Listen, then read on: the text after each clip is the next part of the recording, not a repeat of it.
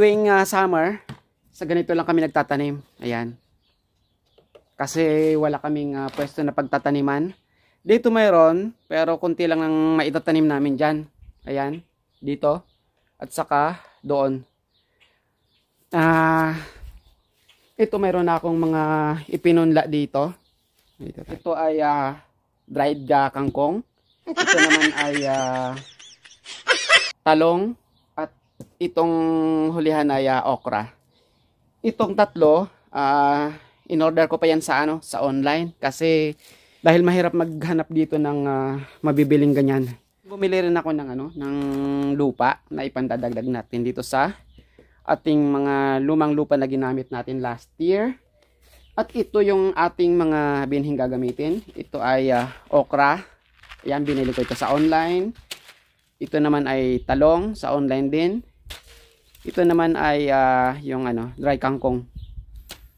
Ito yung mga beans na to from last year pa to, yung mga natirang binhi ko. Then ito yung Swiss chard, mabilis lang tong tumubo, madali lang tong patubuin. Ito naman yung bell pepper saka cucumber from last year din to, yung mga tirang binhi ko. Ito yung cabbage, ngayon ko lang binili, may nadaanan ako doon.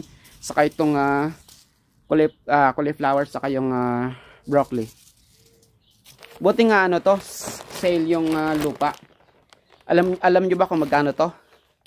$15 to. Sale pa to, kung hindi nasa 20 plus to. So dito mahal ang lupa, samantalang sa atin ka lang, kumuha ka lang sa likod bahay yung mga pinagsunugan.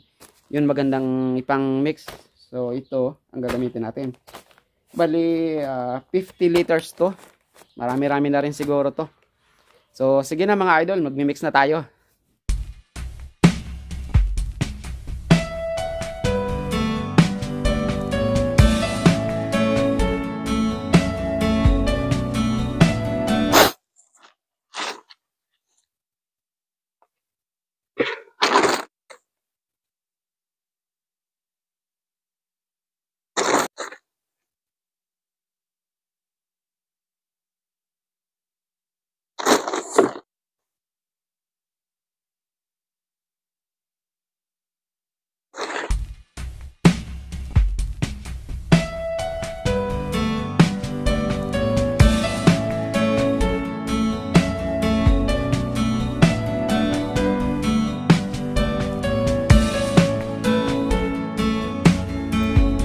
So ayan nga mga idol, tapos na tayong magmix at maglagay ng mga lupa dito sa mga bucket na to.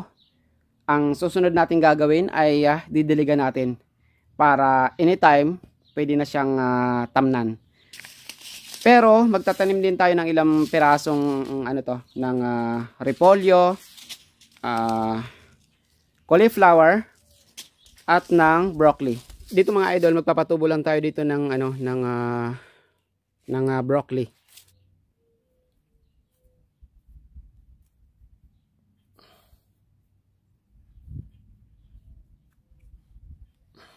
Dito naman yung cauliflower. Ibudbud na lang natin.